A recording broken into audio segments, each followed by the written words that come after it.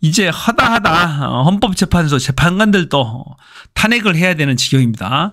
이영진, 김용두, 정영식 3명의 재판관들이 이 유성시 서울시 공무원 간첩 조작 사건의 피해자 보복기소를 한 안동환 검사에게 어떤 법률 위반도 없다라고 판정을 해버렸어요. 대법원에서 분명히 보복기소라고 최종 판결이 났어요. 그럼에도 불구하고 이 3명의 재판관은 대법원 판결조차도 부정을 해버립니다. 도저히 그대로 놔둬서는 안 됩니다. 반드시 응징을 해야 됩니다. 이 3명의 재판관을 탄핵을 해야지 윤석열 탄핵도 할 수가 있는 거예요. 나머지 검사들, 앞으로도 그 검사들 탄핵을 줄줄이 추진할 예정이지만 이게 첫 번째 검사 탄핵에서 부결이 돼서 될 수가 있겠어요? 말이 안 되는 거잖아. 이 검사 탄핵이라는 거 하는 것이 형사 책임을 묻자가는 것이 아니에요. 단순히 이러한 검사의 객관의 의무를 위배하고 위법한 행위를 한 자들을 검사의 직에, 공익의 대변자인 검사의 직에 두게 하는 것이 안 되겠다. 탄핵을 시키겠다라고 강제로 해고하는 절차입니다. 형사처벌하는 절차가 아니라고요, 이건. 그런데도 기각을 시켰어요, 인간들이. 자, 구체적으로 보면은 이 이영진, 김영두, 정영식 아마 다 판사 출신입니다. 이 사람들이 보면 형법 123조 직권남용에 대해서도 부정했고, 위법을 부정했습니다. 검찰청법 권한남용도 부정, 국가공무원법 성실의무도 부정. 다 부정했어요. 이 사건 상고의 법률 위반 여부도 부정, 다 부정해야 됩니다. 그래서 기각이 된 거죠. 자, 문제가 많습니다. 하다못해 이 국가공무원법 성실의무조차도 부정하냐고요. 보복 기소한 건 분명한데 탄핵 정도, 그 중대성이 중하지 않아서 탄핵에 이를 정도는 아니다라는 판결을 했거든요. 그러면 적어도 성실의 의무 위반은 인정을 해줘야지. 그래야 되는 거 아닌가요? 성실 의무가 뭡니까? 중대한 위반이 있어야 성실 의무가 위반되는 거예요? 희한한 인간들입니다. 반드시 탄핵을 해야 됩니다. 이 탄핵안 부결에 대해서 법위에 검사가 있냐, 유성의 절교, 검사 탄핵은 왜 기각됐나라고 아주 통탄을 하고 있습니다. 이 서울시 간첩 조작단 사건을 한번 살펴봐야 되는데, 그 당시에 수사했던 검사가 이시원 검사, 많이 들어봤죠? 공직기관 비서관실. 이번에 최혜병 사건에서 법무관실에 유재은 법무관리관과 통화를 수십 차례 했던 인물, 바로 그 검사입니다. 자, 김태환 전 제주지사 선거법 사건 때는 항의하는 비서관에 검찰 조사하겠다라고 압박도 했고, 위법 증거 배제, 대법원 판례까지 만들었다. 그렇게 위법한 증거들을 수집했던 그 검사입니다. 제가 좀 이따가 이 녹취록을 들려드릴 건데요. 실제로 이 재판정에서 이시원 검사가 했던 진짜 어떤 행위를 했는지 이거 진짜 듣기 귀한 거예요. 재판정에 원래는 녹음을 못하게 되어 있습니다. 그런데 MBC 보도로 이게 세상에 나오게 됐어요. 2020년도에 아마 보도가 이루어졌는데 그것을 제가 찾았습니다. 찾아서 제가 들려드릴 테니까 잘 보세요. 이시원 검사가 어떤 짓거리를 했는지 한번 보세요. 이 유성 서울시 간첩 조작 사건은 정말로 심각한 사건입니다. 아무 죄 없는 사람을 간첩으로 만들기 위해서 증거들을 국정원이 조작한 사건이죠. 이시원 검사가 몰랐다고 하는 것도 이상하죠. 충분히 알았다라고 저는 생각합니다. 알았을 거라고 생각하고, 정말로 희한한 겁니다. 이 증거를 조작하고, 이 사건을 조작하기 위해서, 고문, 폭행, 이런 것들이 하고 증거 조작들이 이루어집니다. 검사는 알면서도 모른 척하고 눈을 감았겠죠. 이런 사건에 대해서 대법원에서 최종 무죄가 확정이 판결이 나니까 괘씸하게 여겨서 이 유호성을 다시 외환관리법 위반으로 기소를 합니다. 그래서 이제 보복 기소라는 것이 최종 판정이 나서 대법원에서 그것조차도 무죄 판결이 나왔고, 이런 행위를 한 그 국가는 이 유호성에 대해서 2억 정도의 최종 배상 판결까지 났던 그런 심각한 사건입니다. 그런데 이 사건에 대해서 검사가 어떻게 파렴치하게 어떤 행위를 과연 하는지 법정에서의 검사의 행위를 한번 볼게요. 어떤 말들을 했는지 한번 보겠습니다. 이시원 검사가 한 말입니다. 굉장히 귀한 장면이죠. 서울시 공무원 유성씨 간첩 조작 사건, 검찰이 최근 이 사건 담당 검사들에게 무혐의 처분을 했는데요. 국정원의 조작에 동조했거나 최소한 묵인했다는 증거가 없다는 이유입니다. 그런데 저희가 10시간 분량의 유성씨 첫 재판 육성 녹음을 입수해서 분석해 보았더니 수상한 점이 여기저기서 발견됩니다. 유성씨가 무죄를 선고받은 이 재판, 당시 검사들은 간첩 유성이 조작이란 걸 정말 몰랐을까요? 먼저 남효정 기자가 보도합니다. 2012년 11월 국정원 합동신문센터. 화교이면서 탈북자였던 유가려 씨가 서울시 계약직 공무원이던 친오빠 유우성 씨를 탈북자 명단을 빼돌린 첩자라고 진술하면서 사건은 시작됐습니다. 훗날 고문과 조작이 드러나 1, 2, 3심에서 모두 간첩 혐의가 무죄로 밝혀진 바로 서울시 공무원 간첩 조작 사건입니다. 일반적인 공안 사건과 달리 국정원 합동신문센터가 있다는 이유로 수원지법 안산지원에서 열린 증인신문.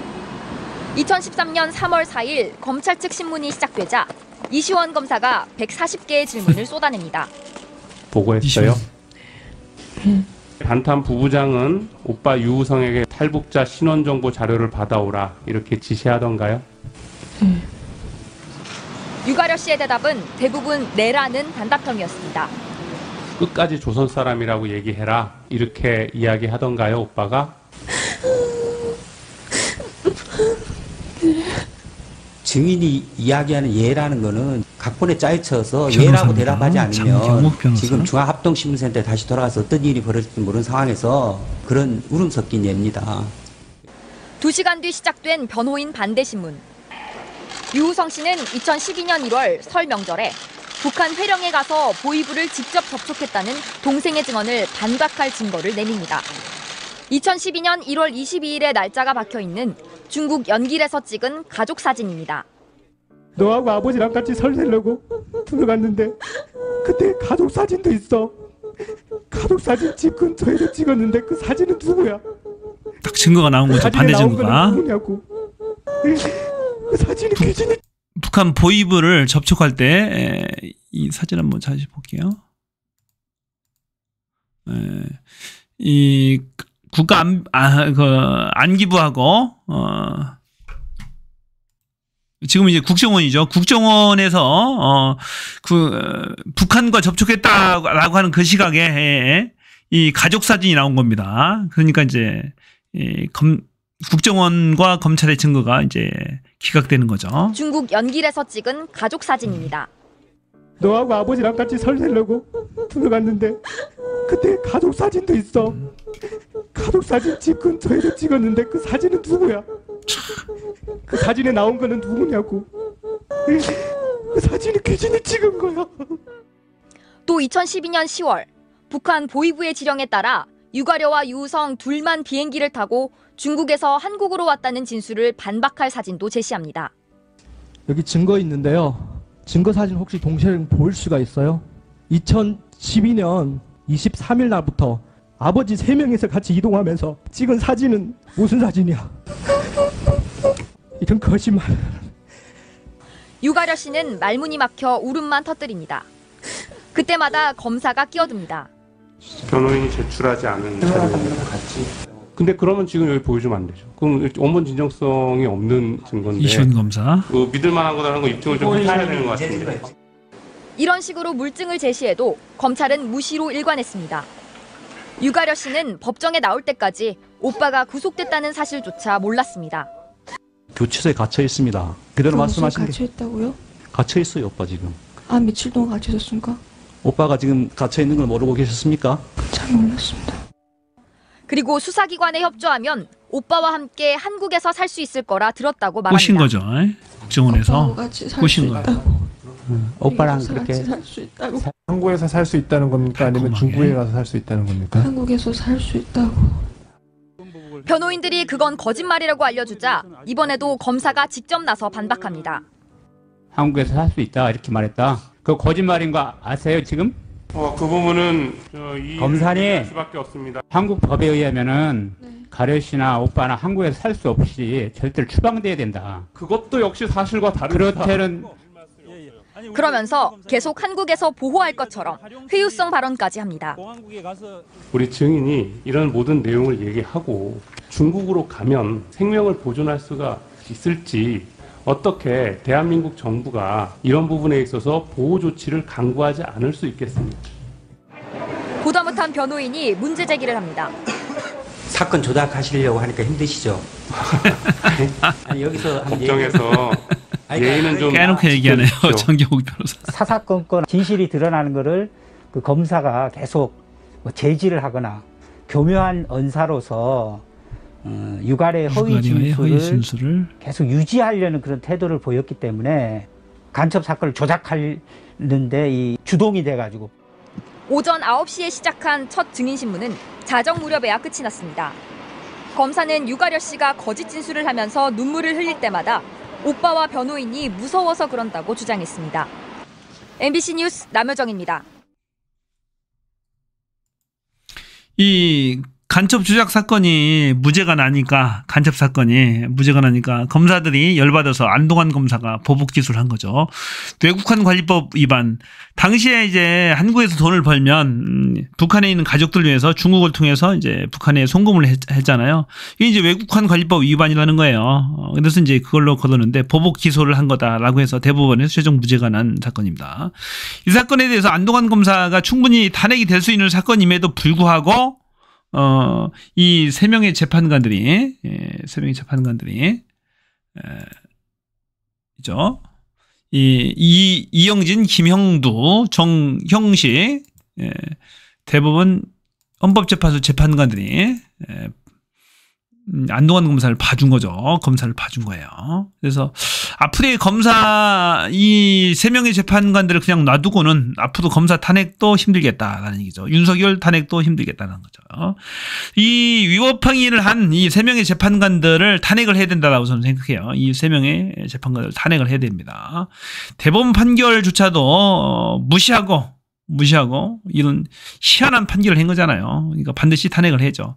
그래야지 윤석열 정권을 견제할 수가 있습니다. 자, 제 생각은 그런데요. 여러분들의 생각을 댓글로 과감하게 일갈해 주시기 바랍니다. 고맙습니다. 저는 피였습니다. 여기까지입니다.